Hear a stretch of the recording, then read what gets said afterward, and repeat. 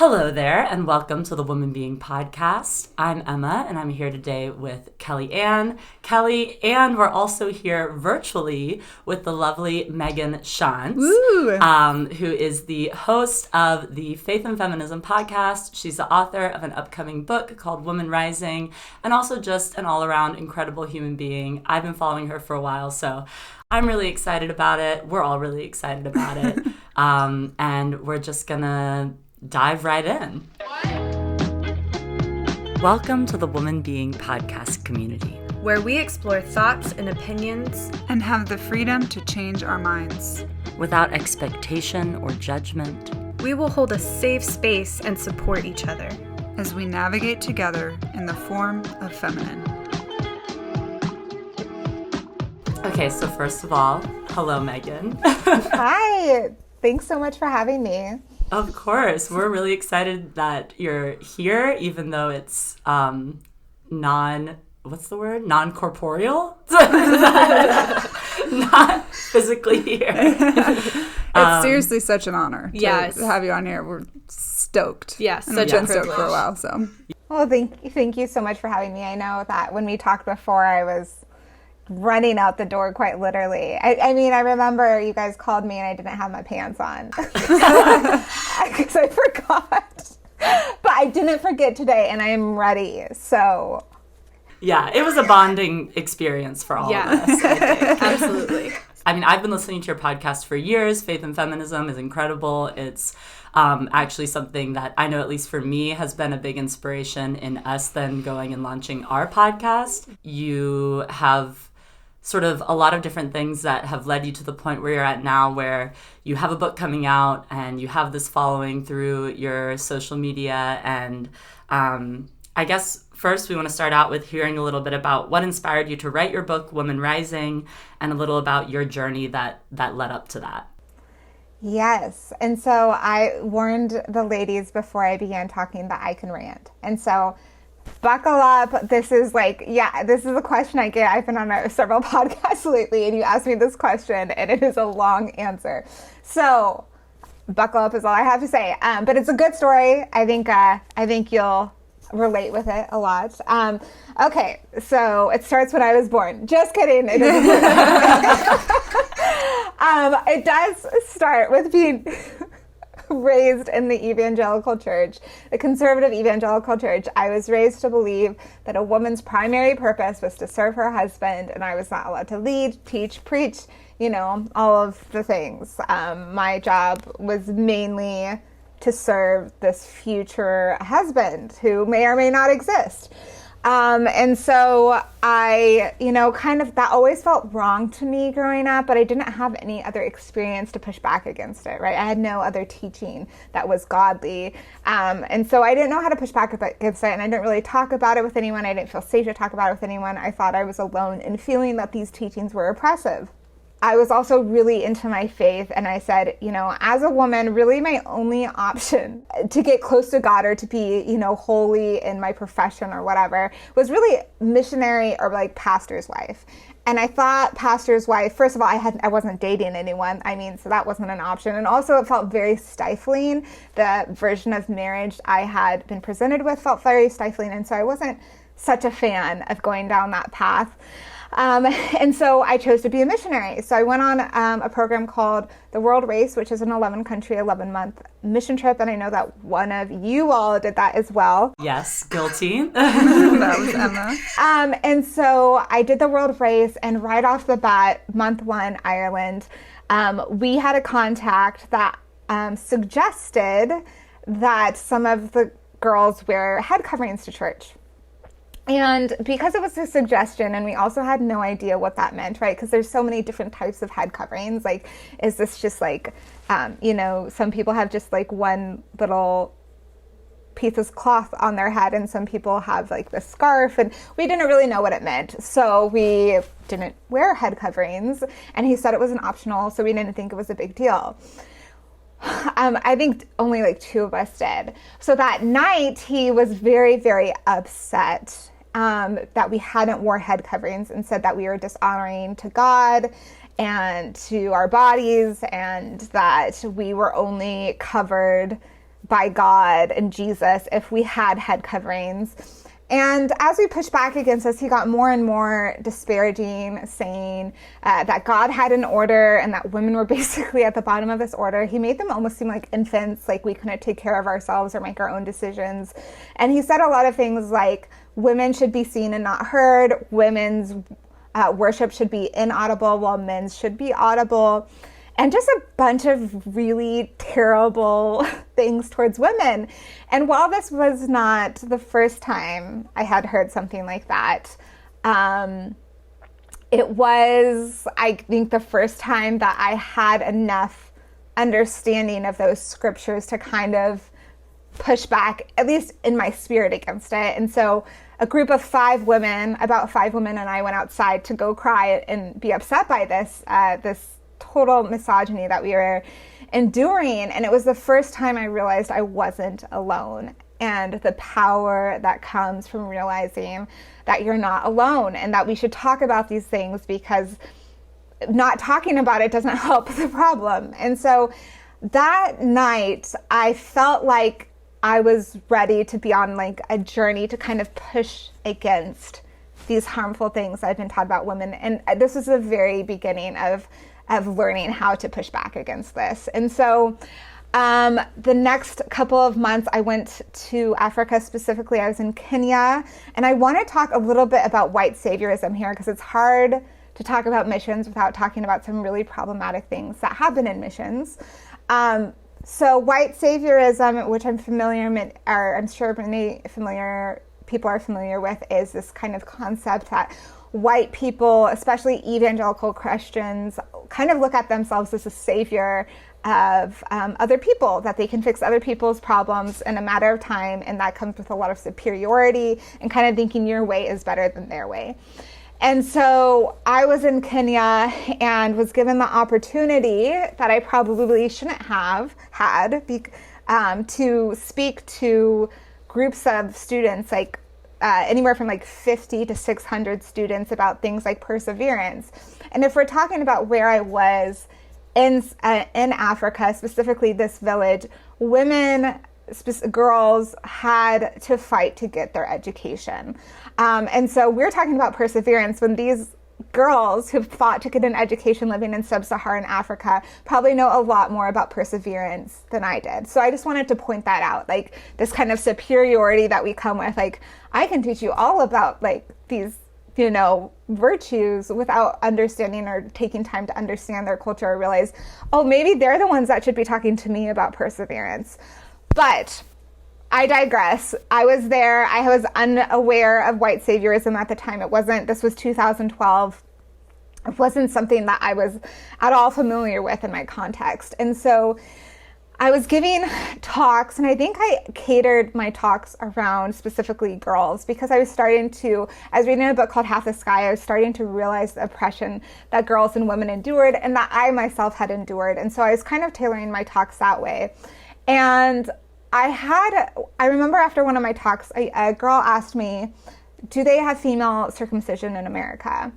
And when she first asked me that question, it really took me back, because I first had to, what is female circumcision? I know about this somewhere, but I call it female genital mutilation. I learned about it in college from my women's studies class. And for those who aren't familiar with female genital mutilation, I'm going to tell you right now, this is going to be a graphic description, but it's also completely necessary to understand what female genital mutilation is. It's when either the clitoris, which has obviously a ton of nerve endings, it's, the soul pleasure, or not the soul, it is where women get a lot of pleasure from sex. Its only purpose is pleasure. So it has a lot of nerve endings, is cut off, or the whole external genitalia, so the whole vulva, can be removed. And they do this to control women's sexuality, make sex painful, and it's a tradition that they have, a right of womanhood, and it comes with a ton of medical problems. And so, for example, a lot of these procedures are done without medical training, without anesthesia, without sanitary tools. So not only do girls risk bleeding to death during this procedure, but afterwards, there's often high chances of infection, It makes sex extremely painful, as you can imagine, taking the nerve endings, like not in a surgical way, off. And then on top of that, if it's like the where the whole vulva is removed, it creates a lot of scar tissue, making the opening really small, so it makes urination a problem, and it also makes childbirth extremely dangerous because the baby will often get stuck because it can no longer get out, and then that the baby can die inside the mom, and that in turn can kill the mother. So there are a host of issues. I'm not even getting into all of them, but if you want to Google it, just type in FGM, and the World Health Organization will tell you about that. So when she told me this, I immediately thought of or asked me this question, I immediately thought of all of this. And I thought at first, because it kind of took me off guard, I was still in a bunch of, in the front of the room talking to a bunch of people. I didn't ask more questions, but I thought it was really odd that she asked me that question. And so I said, no, we don't have female circumcision, which is also not true. I've later found out that in the United States, there are areas where it's still practiced. So that's something else that I didn't know. But later on, I had more girls ask me this question. And I started to put two and two together and wondering if this was happening to them. And so after one particular talk, I had a group of 4 girls pull me to the side, and we were talking. And I asked, she asked me again about female circumcision. And I just decided to share what I knew of it and to go into detail of how it was harmful. And I started to share that, and then I just immediately saw shame come over them, and I stopped talking. I didn't know what to say. I didn't want to bring shame on them if this had happened to them, because clearly this wasn't their fault. And that's when one of the girls said that they had all been circumcised, and that all of the women in this area had been circumcised. And I knew it was coming because it was a question that kept on getting asked, but at the same time, I never thought it would be right in front of my face the way it was. And so I went home and I asked my contact, and I was like, can you tell me about this practice? Why is it still happening? And he told me that in this village that they take all girls between the ages of 10 and 13 and mutilate them. And sometimes girls bleed to death on their way home. And that he's tried to help young girls in the area who are trying to escape it by hiding them in their church. But it's a really hard and ancient tradition of the tribe, and it's hard to change because it's so traditional, and it's considered a rite of passage and this great thing that happens. And so I didn't know what to do with that, but I started to make connections that maybe what's happening is due to some of the patriarchal. So at this time, I had already heard that a lot of these girls were struggling to go to school. I had heard that there's other beatings that they had endured. One girl had shared with us that she was being beaten because she did her homework instead of her chores. And there was another girl, that one of the 4 that I shared earlier, she pulled me aside afterward and told me that she was being raped by her uncle. And no one had ever told me that they were being raped before, and I didn't know how to handle it. I wasn't equipped how to handle it. I remember praying and telling her it wasn't her fault, but I still regret that moment. I wish I had some training. I wish I had known what to do. But as of my now remembering, I don't think I told anyone that this happened. And so I feel a lot of regret over that situation. But at the same time, it was helping me to understand the patriarchal culture that they were telling me about. I started to wonder if this had something to do with the abuse and female genital mutilation that they were experiencing, if these conservative gender roles that they were telling me about had to do with their oppression. And so the next month I was in Tanzania, and women were telling me that they are being beaten by the men in their village, and I felt like I hadn't done anything to help these women the last month, which of course wasn't necessarily my responsibility, but at the same time, I kind of felt like, what am I doing here? Like, if we can't offer help to women who are asking for help. And so I dove into my white saviorism again, and I was like, I emailed the founder of our organization and I said, hey, what have racers done in the past when coming into contact with this type of injustice?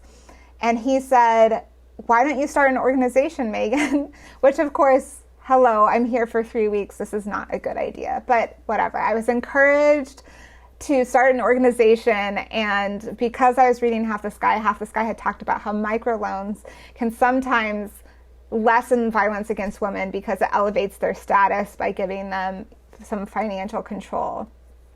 And so I was like, okay, maybe this will be helpful. And so he put me in touch with this microloan.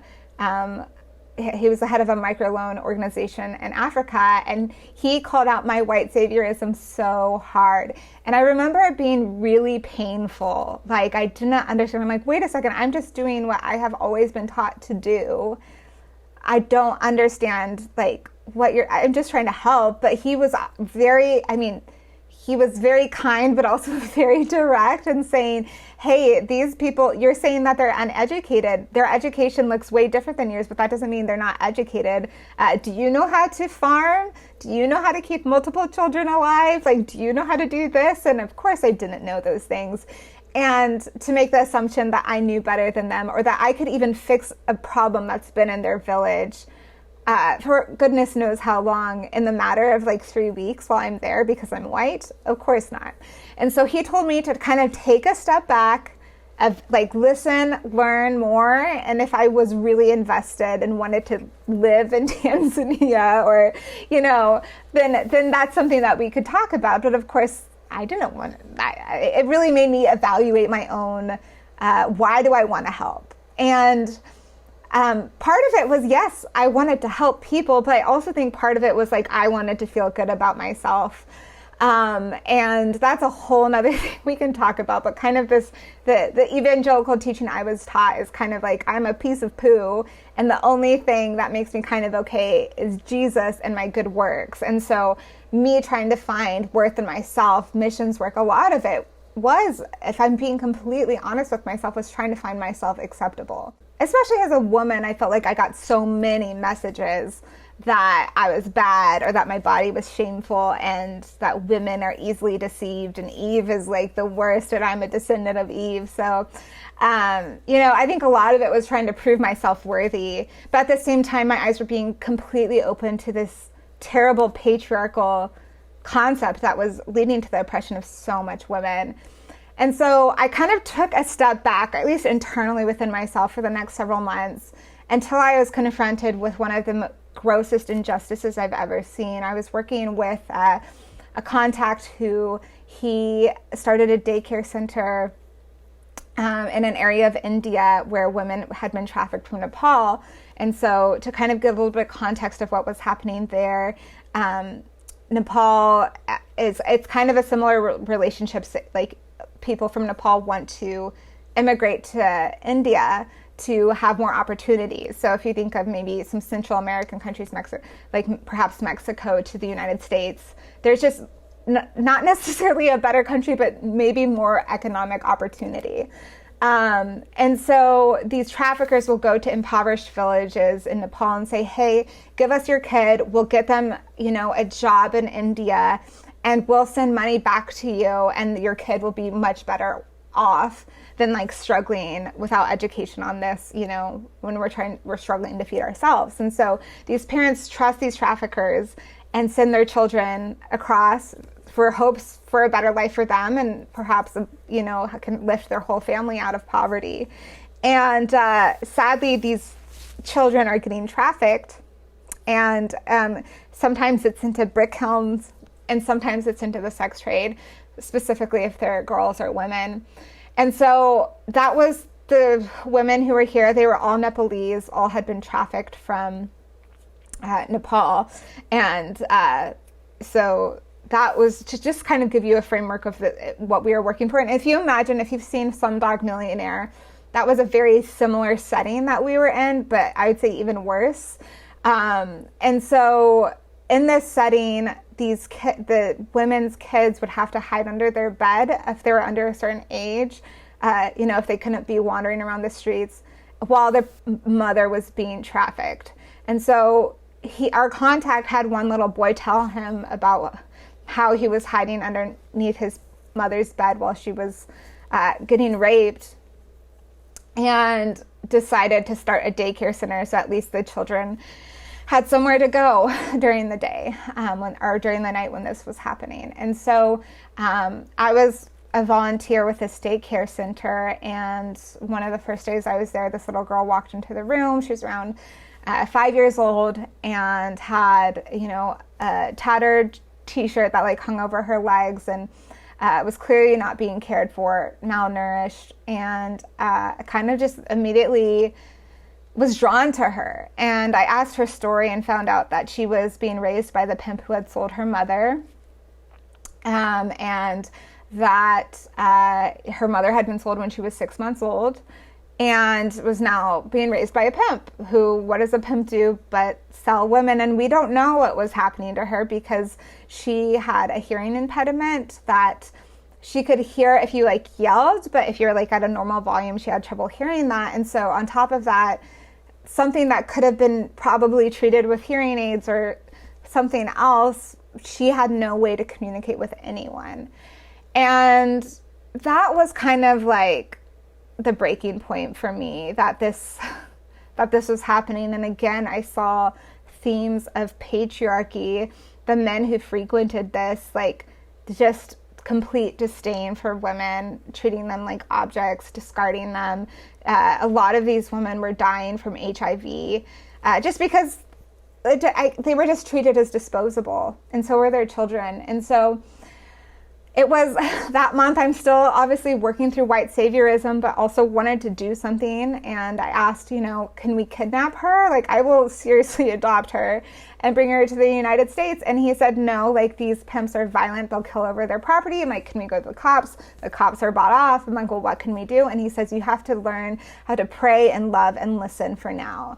And that has to be enough. And that was so hard for me, but it also really made me confront, like, what honestly do I think I can do? And what, if this is something that God's calling me to long term, what does that look like? And so I just loved her as best as I could for that month, and I stayed in contact with him.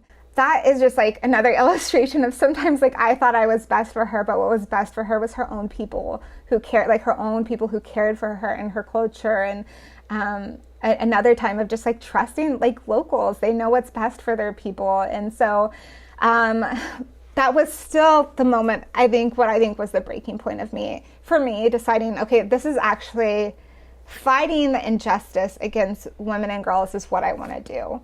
And so the founder of the organization invited me to start this program called Beauty for Ashes, which was an inner healing retreat essentially. And basically it was like a 2 to 3 day retreat where you give women the space to tell their stories, and through those stories finding like you're not alone. Like when we find out we're not alone, it's really so powerful, and there's such connection and shame removal that can be found when you realize you're not alone, and then entrusting that to a local woman to oversee it after we leave. And so I started, me and a small team, once I got back from the race, started this program called Beauty for Ashes. We started with women in the United States, and then we went around the world again to do these inner healing retreats.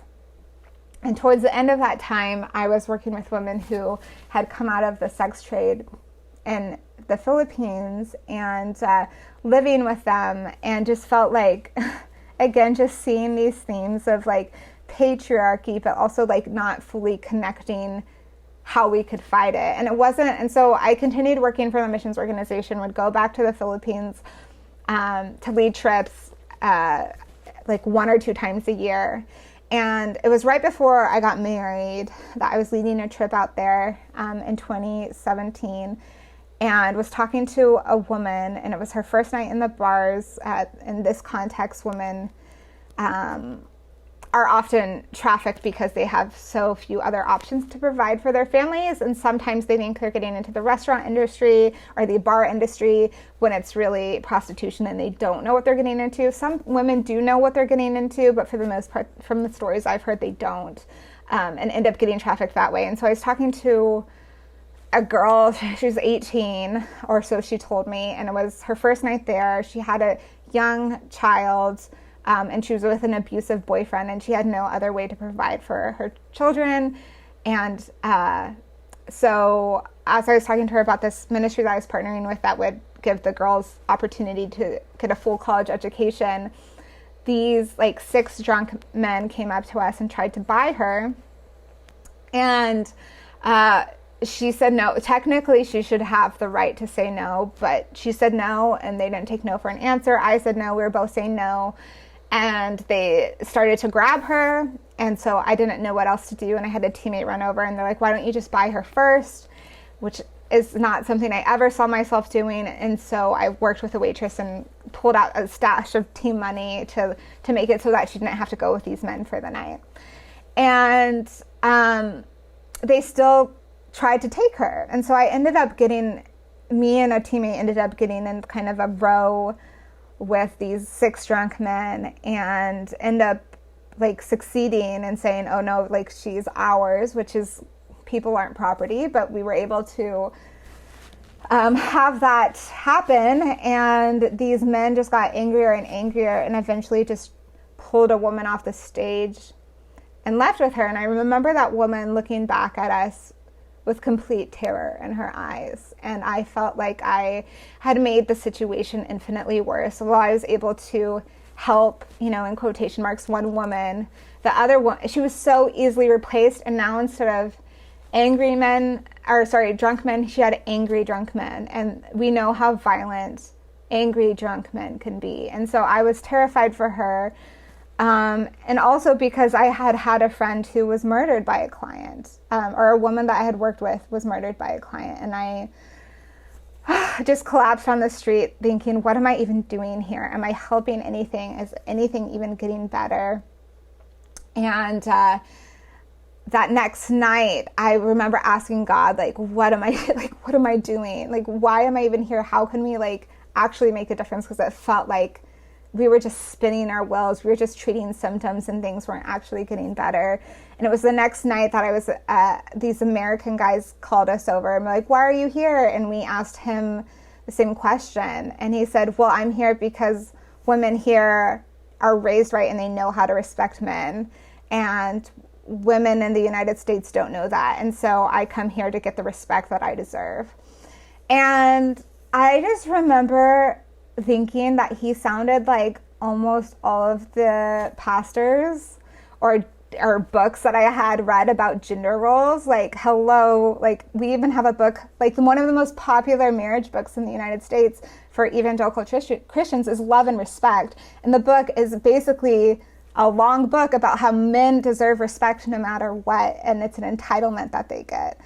And it was just this moment of realization, oh my goodness, we're part of the problem. We are exporting the problem. And of course, this idea of men needing respect and domination and all of this is not just in the church, but the church is one of the greatest upholders, at least in my experience, of these gender roles of men deserving respect no matter what. And so I quit my job. I was like, I just don't think that this is where I'm meant to be. I think my job is to confront the patriarchy in the church because it's making us sick. All of these thousands of dollars that we donate from our churches don't mean a thing if we're supporting inequality and domination and patriarchy in our pews, because this is honestly the same root.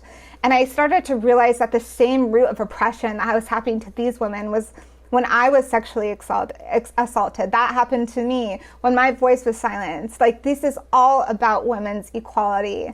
And if the church if we're going to make a difference in the sex trade or anything, any kind of women's oppression, we really need to get serious about women's equality. And so having that understanding, that framework of meeting the demand, why is this happening, led me to quit my job and start a podcast called Faith and Feminism. And it also led me to lose a lot of friends and get canceled. And like, I know that like I was even gossiped about at the missions organization I used to work at. Like someone told me, is like, yeah, people are like talk about you and how you've like fallen away, whatever. And so like, that's sad to me that women's equality is like, it suddenly makes me not a Christian or not your kind of Christian. So I've been pushed to the margins. But if recent events, I mean, there was just a shooting where a white Christian man raised in the church killed women to eliminate temptation. I mean, like, hello, the church is sick. We are part of the problem. Ravi Zacharias, how many sexual assault scandals need to happen until we realize that the problem is in us, and then how we treat women and how we raise little boys to respect women.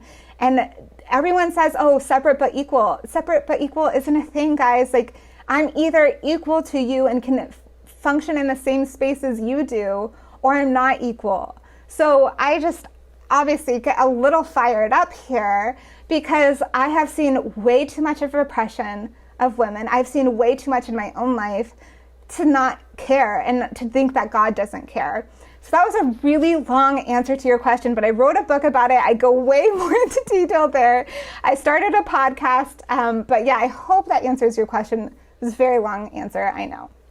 That was all like such incredible groundwork for not only like your discovery of kind of the systematic patriarchal oppression that exists worldwide, but how like the church has kind of perpetuated that and reinforced that to the point that men feel that, you know, murder is acceptable in the eyes of the Lord, or, you know, and that's absolutely so relatable in so many ways.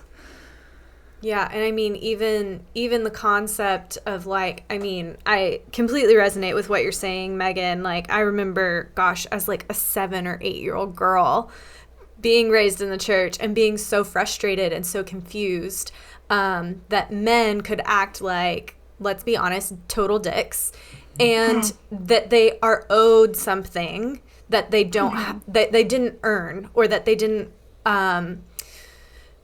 give in return to their women. And so literally the whole time you were talking, I just had goosebumps and chills. And so thank you so much for sharing so much of your beautiful journey, which actually makes me curious. Like, what has it looked like for you to deconstruct your faith after the realization that women are second-class citizens? Because it feels like you kind of had a fast and heavy process.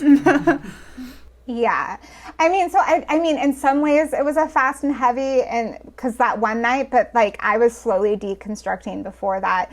I think the moment where I really realized it is like, I've already shared I'm a survivor of sexual assault. I haven't been raped, but I've been groped, and I've been trapped while a man has masturbated to me. So like I obviously have a heart for women who have been assaulted, not to mention all of the women's stories I've heard, like countless women's stories of women being assaulted and raped and beaten. And so in the 2016 election, I was very against Trump from the beginning, but very, very, very against Trump, especially after those comments came out and about him grabbing women by the pussy. I mean, that was sexual assault, and he was bragging about it, and how the Christian church could be like, that's okay. We're going to vote. At least he's not a woman. At least he's not Hillary Clinton. Like, the misogyny was just so clear to me that you would rather vote for someone who's bragging about sexual assault than vote for a woman because you don't think she's equipped to lead. Of course, there's all these other reasons people give, right? But I think essentially there was so much misogyny directed at Hillary Clinton, and it was all summed up in apparently the emails. But the emails versus sexual assault, okay. But anyways, so that's when I knew. And I remember being very upset, like completely devastated when he was elected. And I was still working at this missions organization. I was crying all day. And I talked to a man that I had looked up to. And he told me, Megan, this is God's will, and you'll see that one day. And I can't describe how devastating it was for me to hear that. To feel like you literally know that I talked to you after I was sexually assaulted, and you're saying this to me, that this is God's will. I can't even explain how dismissed. They knew how much I cared about women. They knew my story, and they said, no, this is right. And so that was the beginning of it. I started confronting some sexism I saw within the organization as well, and got some language changed, but I was villainized for it. So it was like I said, it was slow, but like I think when I really jumped off the cliff to say to deconstruction was when Trump was elected, and then it was shortly there afterwards where I was in the Philippines and made that full connection. And so people ask me, actually I get a lot of the times like, how can you still call yourself a Christian, mainly from people who follow me because of my justice work. And I said, because I don't think Jesus is anything like that. And I don't think I know Jesus is nothing like that. I've seen how Jesus interacts with women who have been oppressed in the Bible. He's not like, this is God's will. Go ahead and throw your stones. Like, go ahead and kill her. Like, this is God's will. Or like, you know, the bleeding woman, that's God's will that you bleed like forever. I just like, this is not the way that Jesus interacts with women. And so I deconstructed so many things. Like, I was raised in a context where I could only be Republican. And when I posted that I had voted for Hillary Clinton, I had two separate people, friends, tell me that I was going to hell. Or they were my friends because I voted for a Democrat. So this whole idea of even deconstructing, like, how is our faith so tied to politics that I can't even have a differing idea of how we should function politically than you? And I was starting to even deconstruct. So I worked with women who had been trafficked in the United States, and finding out, like, listening to these stories, all of these women, not all of them, most of them have come from the foster care system, have come from families where, there's either addiction or like, something else that caused them to go into the foster care system.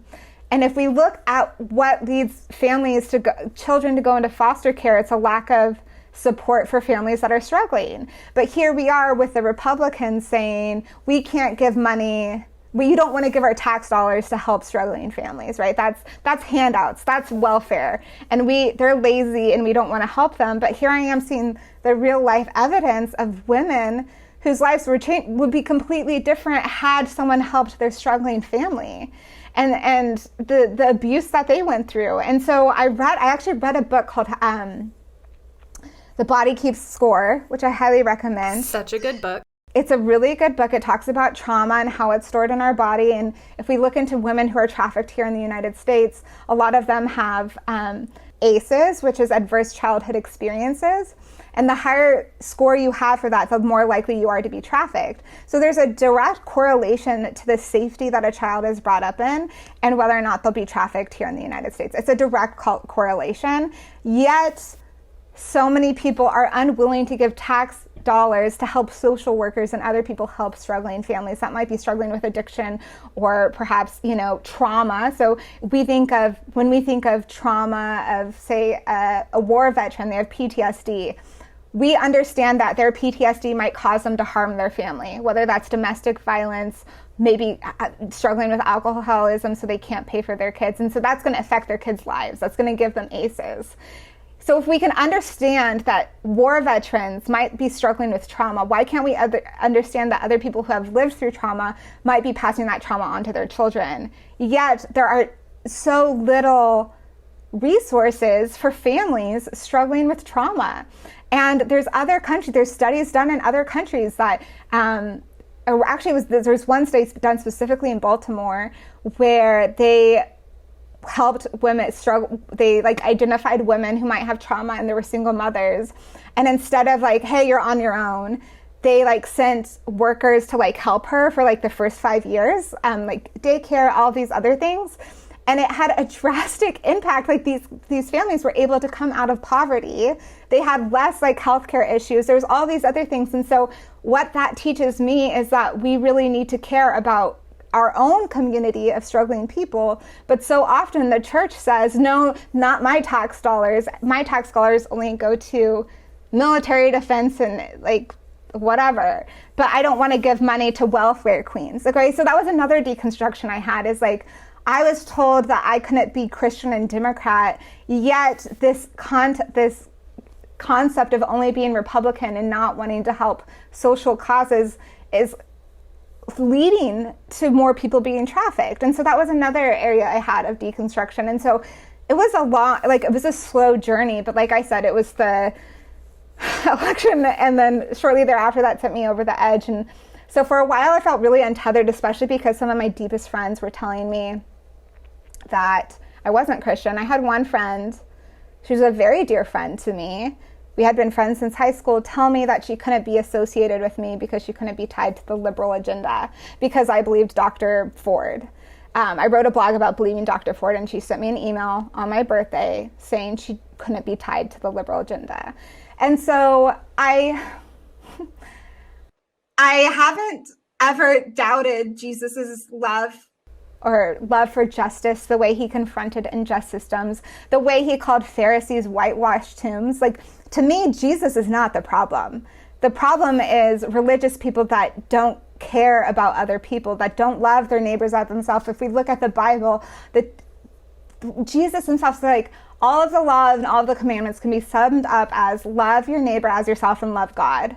Okay, or love God as love God comes first. Love God with all your soul, heart, soul, and mind. Love your neighbor as yourself. He said that the law of all the prophets can be summed up in those two verses. And so I think we're not even kind of close to loving our neighbor as ourselves when we are villainizing them for struggling or telling them that they're not worthy of any kind of tax dollars or support that the government might give them. And even then, if we look at, okay, so a lot of people make the argument, well, it's our churches that are supposed to be helping. Go ask your church where their money is going, because I guarantee you 90% of it is going back into the community. I heard once someone describe churches as country clubs because it's just like kind of for their own congregants, and it's not actually making a difference in their societies. It's not going to people who are struggling, which I think the Bible tells us to go to struggling. And so for me, it's like I have looked into my church's finances, and I'm not happy with where those funds are going. Like, why am I giving 10% of my finances so that we can have like a bigger building with more air conditioning or like more smoke machines or whatever? And so these are areas that I all started to deconstruct. And don't hear me saying like, so many people hear this like, well, how you're not a Christian then because I critique some broken systems that I think Jesus would be critiquing. Not true. But anyway, so I just believe, and I can back up all day, all of the scripture, all of the references, if you want to hear me talk about how God empowers women. But I'll let you ask me that. So to answer your question, I have deconstructed so much of the fluff of Christianity, the idea that you have to be Republican, the idea that my tithe is going where it needs to go, the idea, like so many different ideas, and really held on to the example that I see Jesus set. And so for me, absolutely, I'm a Christian. I follow his way all the way. And I think the best way I can do that right now is by using my voice to call against the injustice of women. That I think is what I've been put on this planet to do. And I'm sure as heck going to do that because my submission is not to you and these other white guys in the church. It's to God. And so I'm going to be submitted to what I believe is God's will in my life. And I'm going to move forward with that boldly. Yeah. And it's so interesting, too, that what you mentioned about where church funds are going in comparison to, the way that we tend to lean politically. It's like if we actually were doing what we believe, which is, to help people feed the poor, etc., like those funds should, be, our money should be where our mouth is, essentially. And it's not. It's really not. And so both politically and like locally, we're saying that we care about these things, but we're not actually putting that into practice. And I see, like you mentioned, the white saviorism that, is kind of tied up into all of this. I think part of that is we're denying our own sickness. And I've been, you know, a perpetuator of this as well, where I'm kind of like, and I think the Ravi Zacharias thing like really flipped me upside down recently, but like we say that sexual assault happens, but it's only like in rare, obtuse cases. You know, those aren't the real Christians. But I think the more and more that I have looked into this and learned about this and become educated with this, like we are sick. And it's not in the rare, weird, obtuse cases. It's in the cases with the people that we thought we could trust. It's in your church, it's in my church, it's in everybody's church. Like, it's happening. And so this idea that, oh, these other weird countries are impoverished and they have all these bad things that they're doing, but, you know, we don't have that here in America, and so we're going to come help you. But, like, that's totally false. We have tons and tons of our own rot underneath the whitewashing. So, yeah, all of those are super great points. And I think as I've dug more into this, it's hard to like disconnect. Okay, what is God? Which it seems like you have very like clean lines of this is Jesus, this is not, but like it feels like, okay, God, I thought that was you, and it's clearly not. And so how have you how did you separate that, and how did you manage like your disappointment as you became disillusioned with the faith that you grew up with? I want to kind of go back to what you said about, because what we hear so often, right? This is an individual that sinned. This is an individual problem. And that's another huge problem we have in the church, is we're so individualistic. So, I mean, I should say white evangelical church, because I had a really incredible conversation with a woman. She's an anti-racist educator, and she talks about the concept of ruler's church versus the people's church. So there's always been a church that has been oppressive and has used the name of Christ to oppress others and to gain power. So like slavery, hello, how many Christians, the Ku Klux Klan, people have always been using scripture to protect their own power, always. I mean, and if you think this merging of church and state, you know, Constantine, and then after that they had the papal bulls, the edicts that in Europe, where if a land wasn't claimed for a Christian, if there wasn't a Christian ruler on that land, they could kill or convert anyone that was on that land to make it so it was Christian land. This was the early missions. Yeah. So we need to understand that this is not a new phenomenon. This is a phenomenon that has been happening for a long time. But there's also always been a people's church, a faithful church. And oftentimes, I think you're going to find that church on the margins. So if you look, for example, at the civil rights movement, the abolitionist movement, that was also a Christian movement. Like, it was two Christian movements. Christian, you know, I don't obviously think that the slavery movement was Christian, but they claimed to be Christian. They claimed morality, but it was also Christians that were abolitionists. So there's always been I think the ruler's church and the people's church, and those forces have been fighting each other.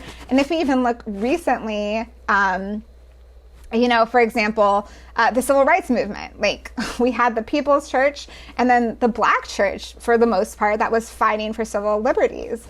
And, you know, if we're even talking about women's rights specifically, there was a movement for equality, feminism in the 70s with the Equal Rights Amendment, which still hasn't passed. It's 2021. It was first introduced in 1923. So it's been almost 100 years since women have not been included for equal rights in our Constitution, which is bananas to me. But for example, the Equal Rights Amendment that was tried to pass again in the 1970s, it nearly passed until a woman from the conservative evangelical church, Phyllis Schlafly, campaigned and said women belong in the home, and like baked pies for people and made it so it hasn't passed. And so, like, again, we're going to see these two different ideas. And a lot of times the church has been a place of oppression. And I think we really need to understand that, because I think people who are completely deconstructing their faith, and I understand, given the current climate, why you want nothing to do with Christianity. I 100% empathize and understand.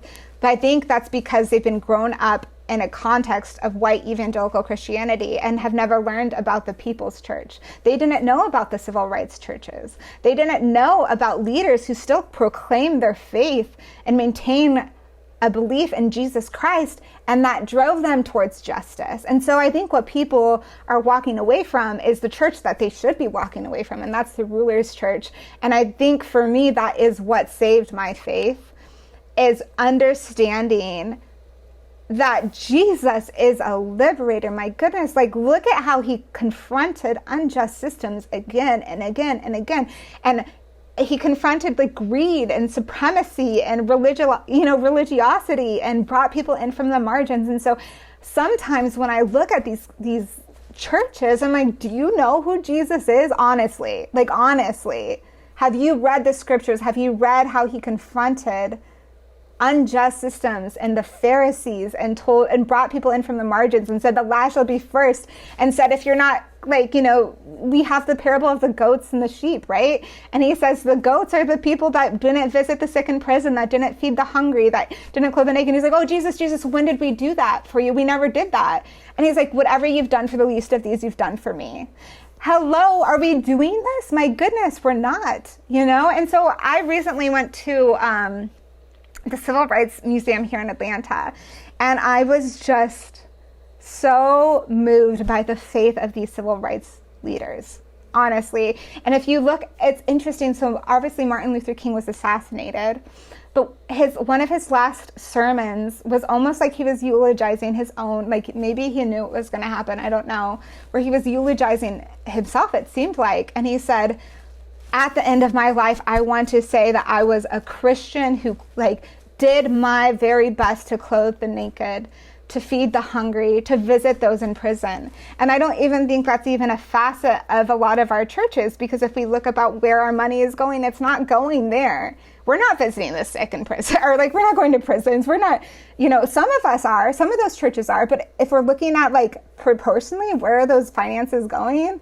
It's usually going to us to make us feel like we're moral and good, and feel good about ourselves, without actually doing what I think Jesus calls us to do. And some of my favorite passages are Isaiah. So I read the Bible, and when I read it not through a white man's lens that's been used in a harmful way. So for example, Womanist, there's a really great book called Womanist Midrash by Dr. Will Gaffney, and has just completely heard about it on your podcast.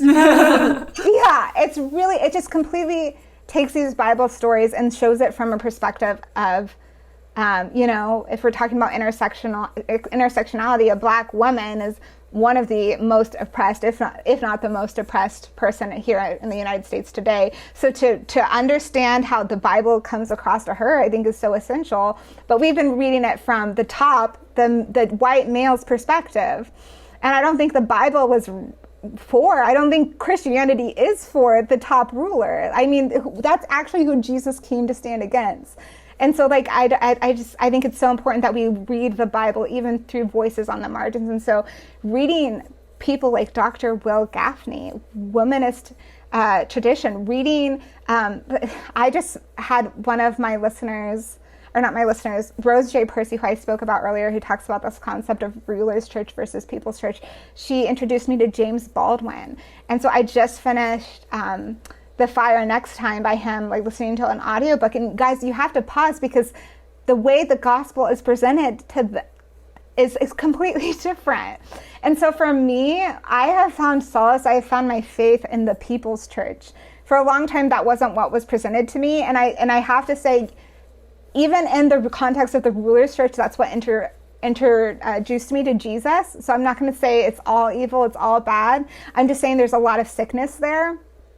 And that we need to really reevaluate what our priorities are. But for me, I think one of the most powerful things has been reading about the faith of the civil rights leaders, and reading about abolitionists and what their faith actually looked like to them. Because it's not like a book like Love and Respect at all. It's nothing like that. And so screw that book. I hope that answers your question. Yeah, I've been wanting to read the womanist midrash. Is that what it's called? Ever since you talked about it on the podcast. It's fascinating to think about obviously there's so many ways that the Bible comes from a white evangelical American male viewpoint that like are totally different from the way that it was originally written, are totally different from the way that people who come from totally different life circumstances are going to read the Bible. And we have to take that into consideration, and also in the fact that like the people who are oppressed and the people who are marginalized are probably reading the Bible in a more accurate way to the way that the Bible was originally written, because those people were also oppressed and marginalized, you know? Yeah. Absolutely. I think, and more in our generation, specifically, I feel like people aren't satisfied anymore with our limited perspective. It feels like people are pushing past what we've been taught and what we've been raised with, and frankly, what the church has been perpetuating for a long time. But I think the hardest part for me though is like, these are well-intentioned, and I know because I, have come from this background, like nothing but good intentions. Yes. And nothing but, Megan, you mentioned like doing their best to be enough, like in the faith, and like to save enough people to, receive the favor of God, and I think like as a woman, as I've experienced hurt in these areas and like seen other women treated with disrespect and like objects, I think the hardest part for me is separating like your good intention from like this evil concept that has like poisoned us. Yeah. And I think that's the biggest thing that, I mean, I have so much love for the church and the Christian community I was raised in. Like, I have deep love for my roots and where I've come from, but it's also very heartbreaking to be like, we are sick. And everyone's saying, no, we're not. And I'm like, no, yeah, like take a look and dig in. And I think that is very threatening to the older generation. Yeah. And so it's not us, it's those crazy liberals who are, threatening to ruin our society. Yeah. I mean, honestly, I personally, and this is sort of something that I've been processing lately some, is I have a hard time believing people actually do have good intentions with stuff like that. Like especially when you look at cases, one that is obviously very prevalent at the moment is the Ravi Zacharias scandal. And it's like, okay, like he was this prominent leader. He spoke at so many conferences. In fact, my church that I used to attend in Philadelphia hosted him multiple times to have him do these big sort of forums at the college campuses there and talk to people about God. And it's hard for me to look at that and look at sort of the amount of power that he had and believe that all of his intentions were good, because absolute power corrupts absolutely, right? So like, if somebody is put into a position of so much power and like so much admiration, then like it's so much easier for them to abuse that power, especially when we already have corrupt power dynamics between men and women in the church.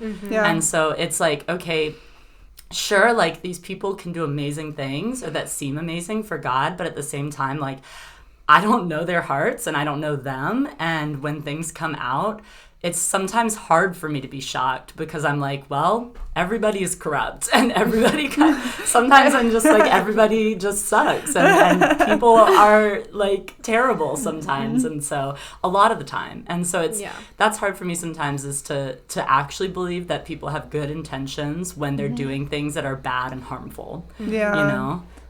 It's hard for me to believe, like I kind of find myself in like understanding both of those perspectives. Number one, it's hard to believe, especially that people have good intentions when you have been called out and you deny. Like that for me is like, I'm having trouble believing that you have what's best in mind when I'm telling you you are hurting me. Like, really, is that your best intentions? But I think it's also, there is compassion there, because I think the Jesus that I was taught was kind of like, you didn't necessarily need self-awareness because Jesus covered all my sins. I don't need to I can just because I prayed the prayer or whatever, and because I say I'm a Christian, then it doesn't really matter because I'm covered in the blood of Jesus. Like, we even see this idea with, like, which has been terrible to watch, how so many churches refusing to wear masks and care for just like the minimum inconvenience. It's just an inconvenience of wearing a mask and saying, well, I'm covered in the blood of Jesus. Like, how is that not more clear that you think the blood of Jesus covers you from caring for your neighbor? And that, I think, is really problematic, because if we look again, what are Jesus's teaching? Love your neighbor as yourself. But they think because I'm covered in the blood of Jesus, I don't actually have to do that because God's going to forgive me. And so, I mean, I'm trying to, like, I've had so many interactions with people that range from people who are trying to understand my perspective to some people like treating me like I'm the spawn of Satan, like out to lead people to hell. So I've had all of the range of interactions, but I think what I'm finding most frustrating is the people who refuse to listen to the voices of people who are marginalized. And I think if we could just pause and listen and maybe even evaluate our own complicity. I mean, if you look at the whole book of Isaiah, it talks again and again. It's like God, like people are like having their festivals for God and bringing them their altars or worshiping God. And God's like, I don't even hear you. Like, go wash your hands of the blood of them, and then I'll hear your prayers. And I think if we read Isaiah, I think we've fallen into the same trap that people have always fallen into. I'm going to focus on my love for God, sing my worship songs, think I'm good. But God says, I don't even want your worship. I don't even want your prayers until you wash the blood from your hands. And the only way we can wash the blood from our hands is if we see it and understand that, while I individually am not trying to hurt you because I didn't understand before, but now that I listen to you, I understand that the system that I'm supporting is harmful. And so I think we have a problem that we're so individualized. We individualize sin. And it's actually it's a lot more systemic than that. Because if the church was functioning how it should be, we should be able to see that this is actually a system that's within us. This is not individuals. We are raising little boys to think they're better than girls. Like, that's just the plain, simple truth of the matter, is we are raising little boys to think they are more equipped to lead, that women are more easily deceived, that women are a stumbling block.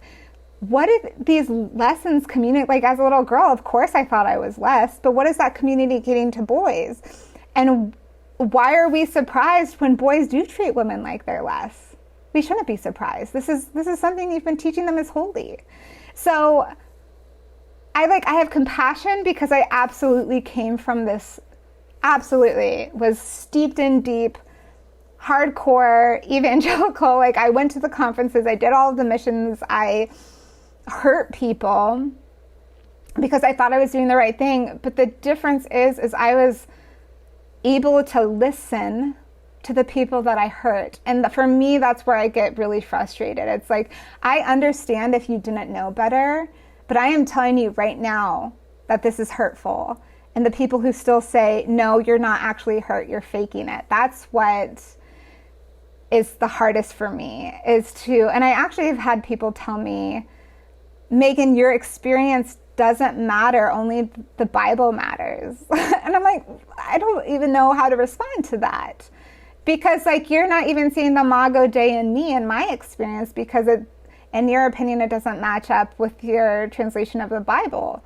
But, so that's, like, I understand both perspectives, and I absolutely do have compassion for people if they're willing to at least have a conversation and listen. And I do have compassion for people that aren't, but I think they lack a lot of self-awareness and just try to cover themselves in the blood of Jesus instead of confronting the blood on their hands. Yeah. I think for me, and what I was, trying to get at too, is I think it almost hurts more when it comes out of ignorance, the kind ignorance of, the white evangelical Christian, than it does from angry, bachelor Instagram account who's trying to tell us that, our natural place is in the kitchen or whatever, because it's almost like conceptually easier to separate someone who's very clearly animastic towards me than it is someone who thinks that they have what's best in mind. And so it's like it's more painful to feel like it's coming from that, you know, family member or a friend or someone who's supposed to be like part of a community. But yeah. So we have throughout this podcast and throughout this specific episode kind of flirted and talked a lot about this hot topic word right now in the church called deconstruction, which is a very interesting thing. It's a very beautiful thing. It's something that is right now, it feels like there's created a pretty big divide between this generation and the older generation. So my question is, why do you think longstanding Christian cultures resist deconstruction and discourage doubt and exploration of the faith? Miss Meghan. My goodness, I mean, I'm not going to claim to understand a generation that's not my own. I have guesses from my interactions. So I'm finding that in addition to resistance to deconstruction, there's also a resistance to kind of like therapy and counseling. Psychology is very bad. Yes. And so for me, I think it's a lot about, again, this whole concept of like Jesus fixes everything without realizing that we're the agents for change, right? So I think a lot of people, like when I think of certain members of my family, it's like, well, I'm covered in the blood of Jesus, which I already talked about, but they're not actually aware of their impact on the world or perhaps even on others. And so of the people I'm thinking of right now, not even self-aware to realize when they dominate a conversation, when they interrupt others, how they maybe even treat their waiter in a way that's not respectful. So I can only speak from my own experience, but I think there's a lack of self-awareness. I think there's a lot of shoving down of questions because that's what they've been taught, right? So we were obviously raised in a way that, or at least I was raised in a way that doubt was bad. And I couldn't even really talk about any doubt that I have. But I think when you shove that down long enough, you shove down so many indications that your body's telling you like something's off, your intuition, whatever. Because we've also been taught, right, like the body is sinful, our emotions are sinful, the heart is deceitful above all things. When I believe the body is a gift from God, that we should pay attention to its cues if we don't feel safe, if something in our body feels wrong, I think that's something that we need to pay attention to. But if we spent our whole lives shoving down those cues because they're unimportant, my emotions don't matter, right? My emotions are unimportant. I'm just going to bypass them all and focus on Jesus. I think that's negating the fact that God put us in a human body with emotions for a reason. Those are tools to help us navigate and understand the world. And so I think when you continue to bypass these cues, you lose touch with not only yourself and your, and being able to really investigate your doubt, you also lose touch with how you affect others.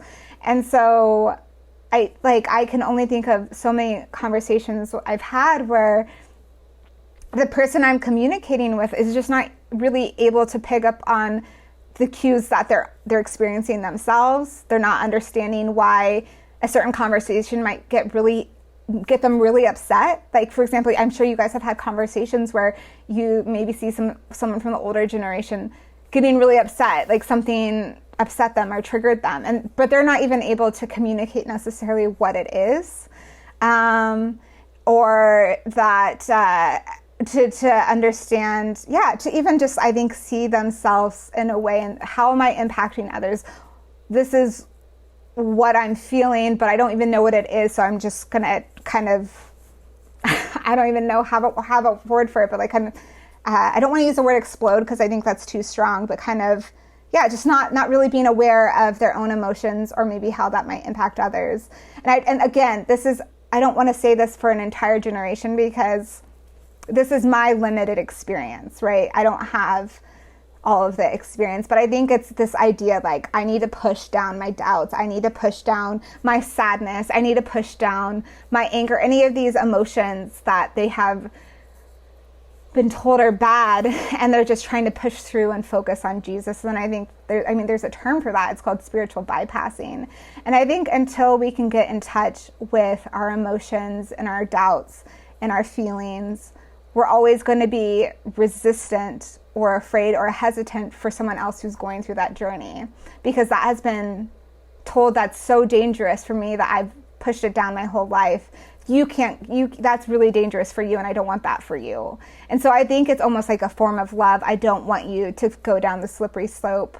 I don't want you to like fall away. But I also think there's a huge area of disconnection without wanting to dig into why they think the way they think, or why this particular thing made me feel so strongly, or could I be wrong about this?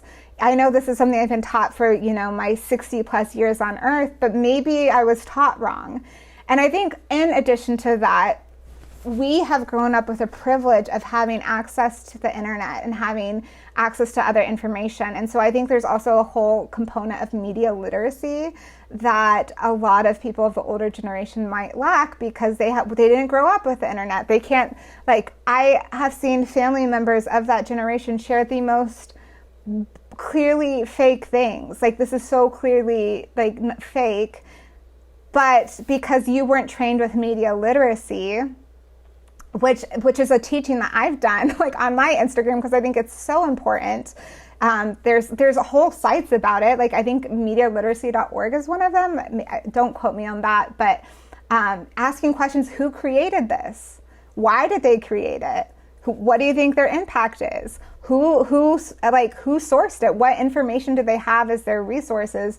And so I think specifically that generation might get in a bubble and see something that they think is true because it agrees with their worldview without asking more questions. For example, my mother-in-law once shared something which I just couldn't believe that she thought this was real and worthy to share, but it was several years ago, but there was a sandstorm somewhere in the Middle East. I don't remember exactly where. It wasn't actually that big of a deal because no one died. I'm sure it affected crops and stuff, but it wasn't something that made national news, or international news, I should say. But she shared this thing, and she said there was an earthquake in this area that caused a sandstorm that killed 2 million Muslims because God was showing his wrath. So for me, that showed me your understanding of God is someone that's wrathful and will kill a bunch of Muslims. Genocide, essentially. Because that's your view of God, and it hasn't been pushed back, it hasn't been questioned. And you're seeing this as almost a good thing. The question is, why do you think it's a good thing that God would kill 2 million people? Honestly, how is that a good thing? And so I think there's just a lack of, in that case, I think she had low media literacy to see, literally I could Google this in 2 seconds and find out that it was fake. But even the images, I think it was a sand cloud with someone put a face in it, probably from The Mummy or something. I don't know. It might have been a clip from The Mummy. I don't even know. But it was just very clearly sand doesn't have faces in it, and this isn't real. And I can't even believe you think that God would kill 2 million Muslims because they're Muslim. That's genocide. Do we not understand that's genocide and not a good thing? What was the anyways. And so I think there's some of that. And again, if there are people of that generation listening, I'm not saying you're all like that, but that's just one example that I experienced. I think there's we need to ask and dig into these questions more. And because our generation, I think, has more media literacy, when we're told certain things, we're okay, hi, Google, is this true? And we're able to disprove it a lot quicker. And it's not something that gets embedded in our psyche. And we're also not surrounded by people that also believe this stuff. So here's an example. One time, this is embarrassing to admit, one time I believed that dogs could see their own farts because my dog looked at its butt when it farted. And then someone sent me an article that they could see that, and I just believed it because it matched my own experience of my dog looking at its butt when it farted. And now there's an article, and I'm like, this has to be true. But luckily, because my friends have media literacy and I shared that information with them, they're like, no, Megan, like, that's not true. Like, dogs can't see farts. And so that's just like a small example of like, but if you think about their generation, everyone around them might be believing this material. No one is questioning it. No one has the media literacy to say, who made this? Why did they make this? What are they trying to do?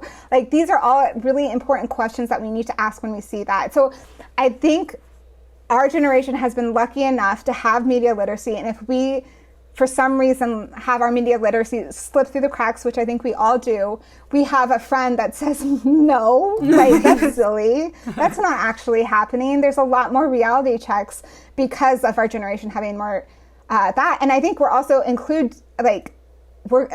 lot of our generation is going to therapy. And so we're encouraging one another to go to therapy. And I think therapy has been one of the strongest breakthroughs for me. And realizing these really harmful teachings that I actually absorbed from the church and unlearning them. But that doesn't mean I give up on Christ. And so I think sometimes people think deconstruction, and sometimes it leads to walking away from your faith.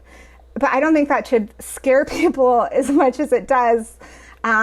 Because I think when you're giving a context that's not concerned actually about the teaching of Jesus, then maybe you should walk away from that. And maybe what they're doing is actually following Jesus into the wilderness. Like, we talk about Jesus going into the wilderness. Maybe we're just following Jesus outside the structure that has been set up.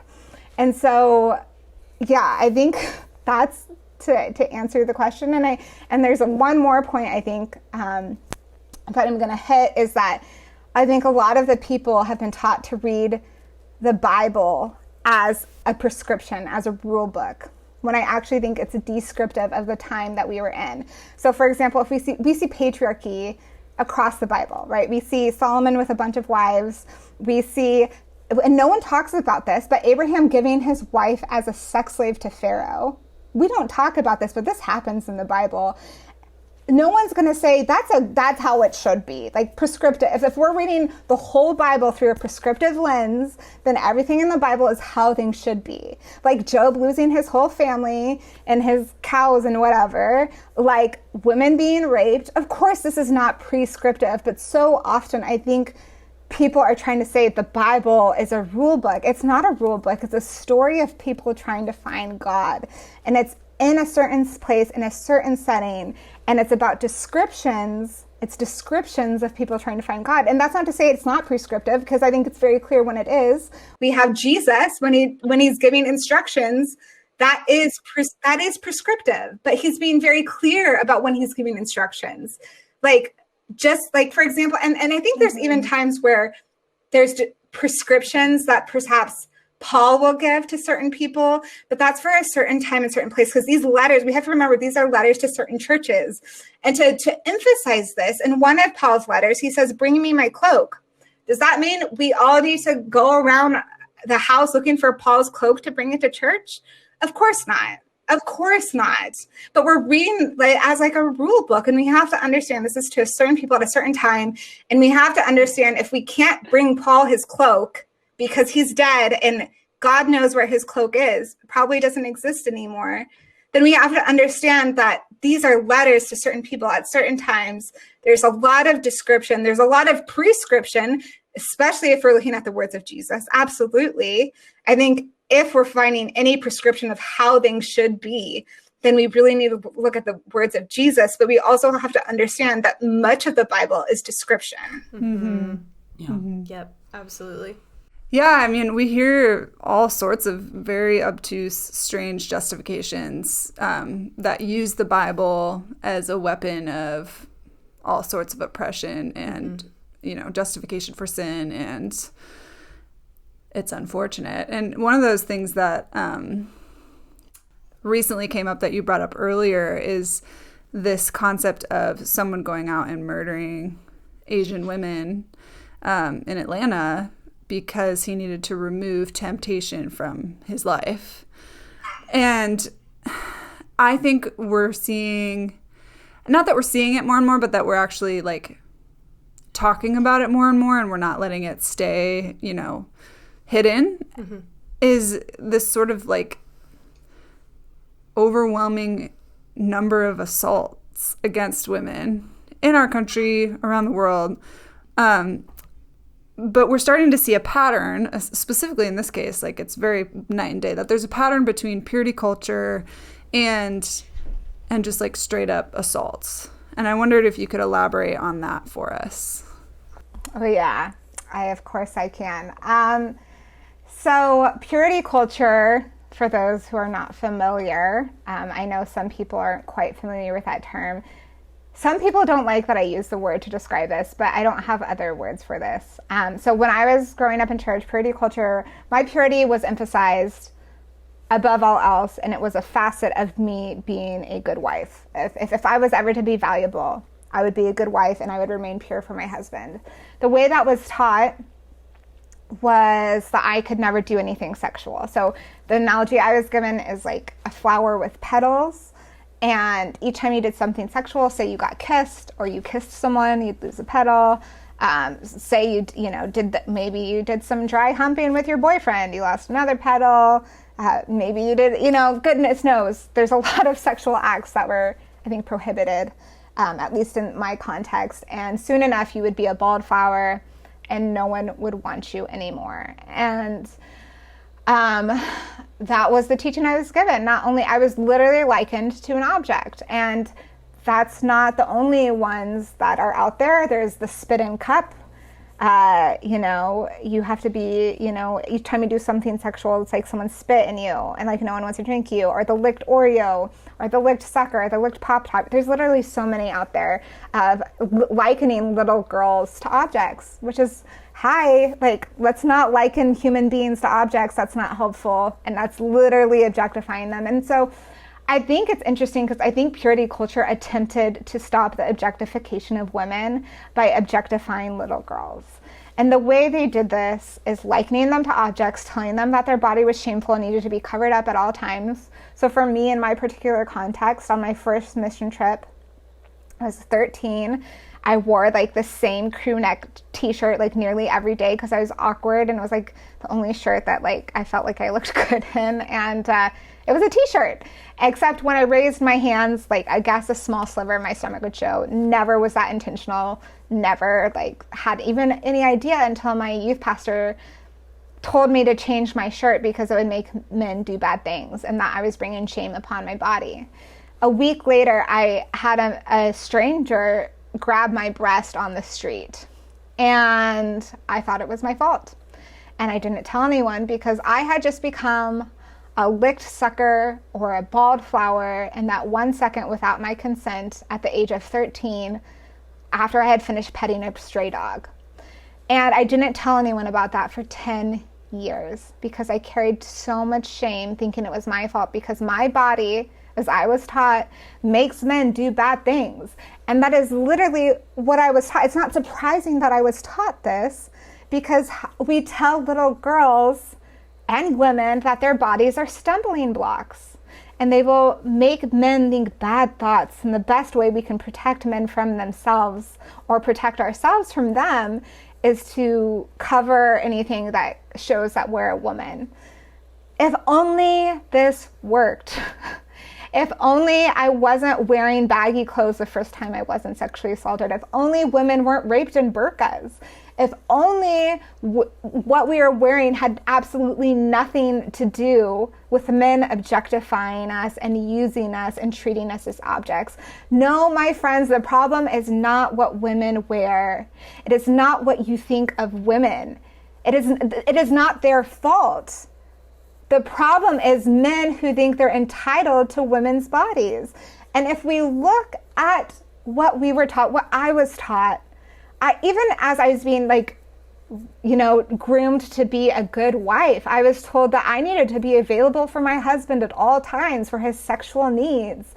And it's so hard for men to control themselves because they're visual creatures, unlike women.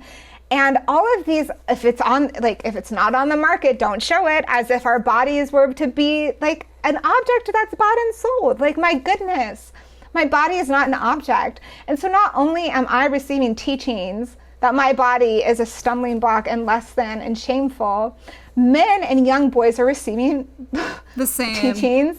Yeah, that I'm not responsible for my actions. She was showing it. It was on the market. It's not my fault. She didn't, like even going to the pool, girls had to wear like full clothes and guys were like shirtless. Like, but if he stumbled, it was because so-and-so wasn't wearing full clothing in the swimming pool. And like, no, that's not the problem. The problem is you've been conditioned to think women's bodies you're entitled to them. And that you're entitled to think whatever you want with them because it's not your responsibility. And I had this moment where I was in Malaysia at the time, and we were working with kids who had grown up in a very conservative Islamic area. So all of the women here like wore hijabs. And a young boy told our contact that he was raised to believe that if a woman was showing skin she shouldn't be, he was entitled to rape her. Like this was an entitlement. And while our teaching here isn't as extreme, it kind of is saying the same thing. If it's showing it and making you lust, you might not be responsible for your actions. Boys will be boys. And we even look at the way this even bleeds into our society. Like, let's look at the Brock Turner Chanel Miller case. Brock Turner raped a woman. She was drunk and incapacitated, and he brought her outside and raped her. And there was witnesses. And she went through court. The whole time her character was degraded.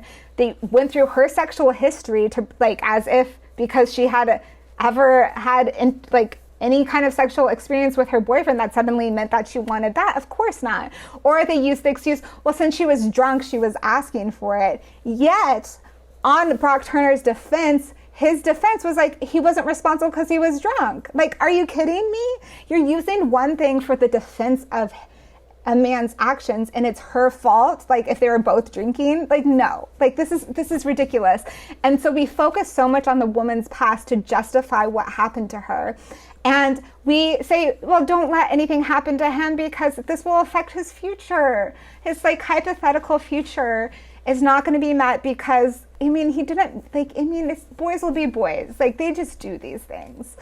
And so again, we can even see this kind of conditioning that men can't control. Oh, poor guy, he just couldn't help himself, and it's bullshit, quite frankly.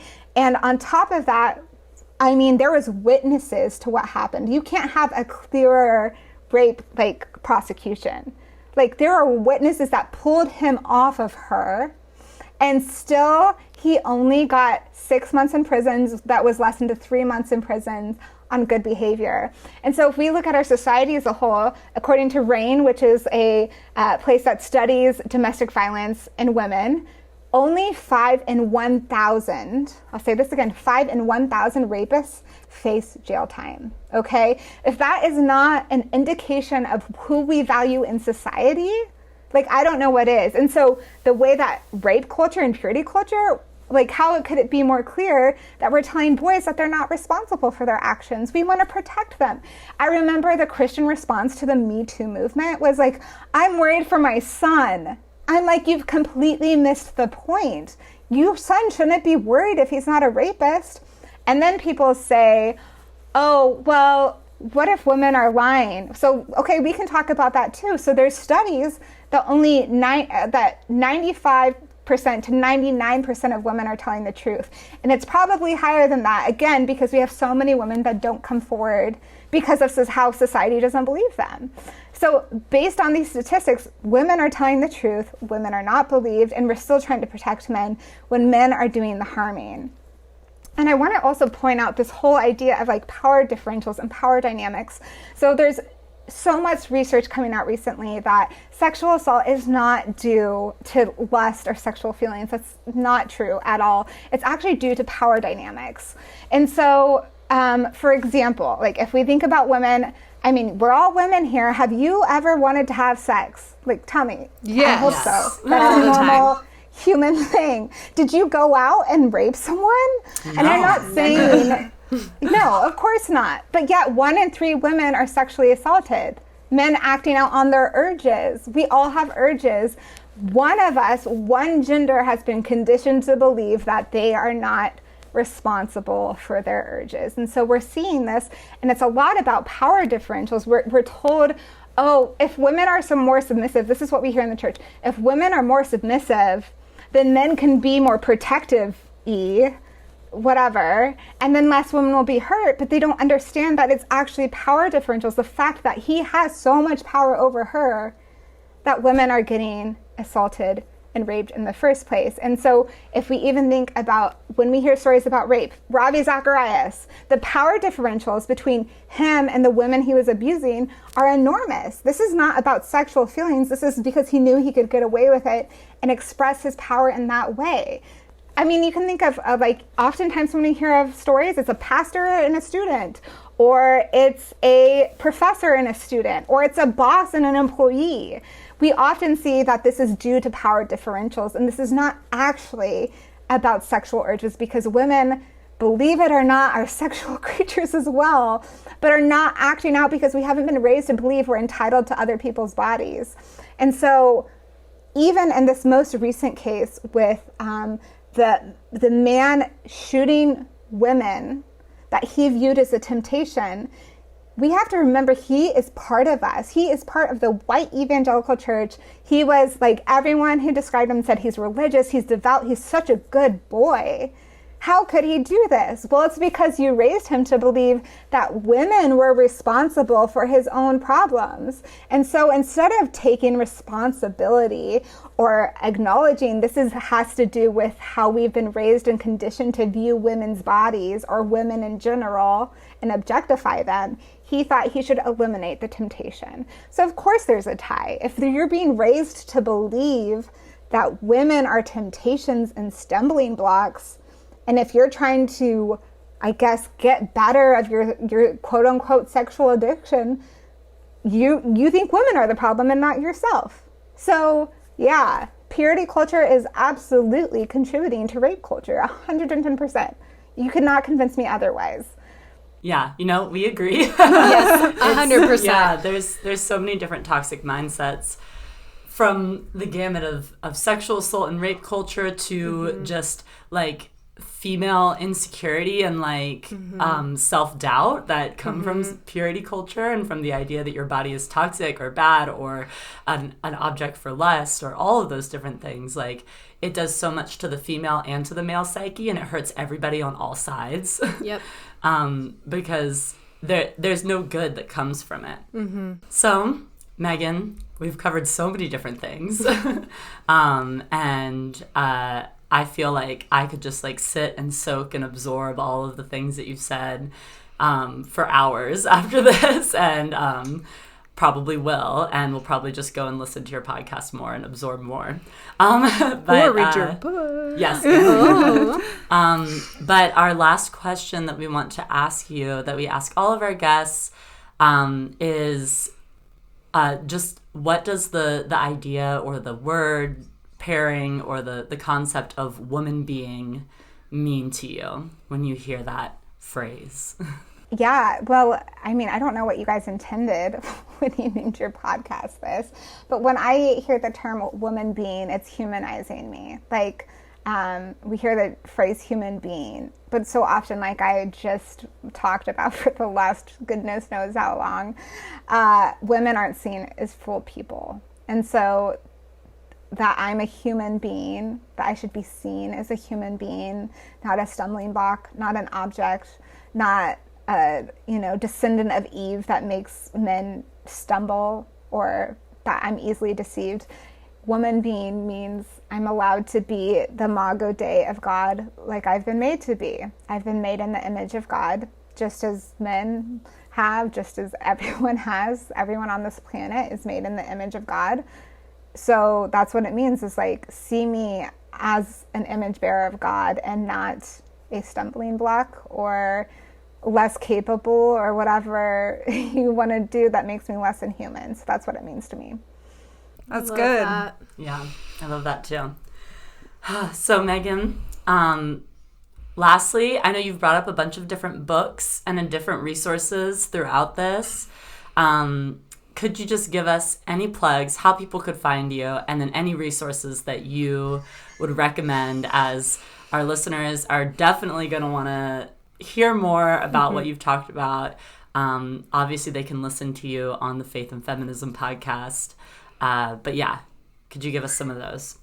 As of this recording, and definitely as of this release, my book is not out yet. But it would mean the world to me if you pre-order. I have heard my publishers talk to me so many times about how important pre-orders are. So I would love if you pre-ordered my book. If you liked what I have to say, I say it in so much more detail and a lot better in my book because I got to sit down and write it instead of my little rant. But it also has all of those resources that I mentioned are mentioned in my book in much greater detail and more resources. So I source where these concepts come from. But if you want to follow me, it's Meghan Tschanz on Instagram, on Facebook. I'm not usually on Facebook. Don't go there. Twitter. And my website is meghanschanz.com, and any one of those places you can find out how to pre-order the book. And like I said, it would mean the world to me if you did pre-order, share with your friends. Also, at the time of this recording, I should have a launch team that you could be, if you're interested in getting the word out. You can win fun things like sugar, spice, and basic human rights candles. I also made a cookbook called Recipes to Take Down the Patriarchy, so you could win that as well. So definitely looking for help to get the word out about this book. Some of the resources I mentioned from my memory, like I said, I talked a lot. Half the Sky by Nicholas Kristof and Cheryl Woodan, husband and wife team, wrote that book. Another book I mentioned was The Body Keeps Score. And that's by, oh my goodness, I forgot his name, but you can find it if you search that title. Yeah, and we'll link them all. Yeah.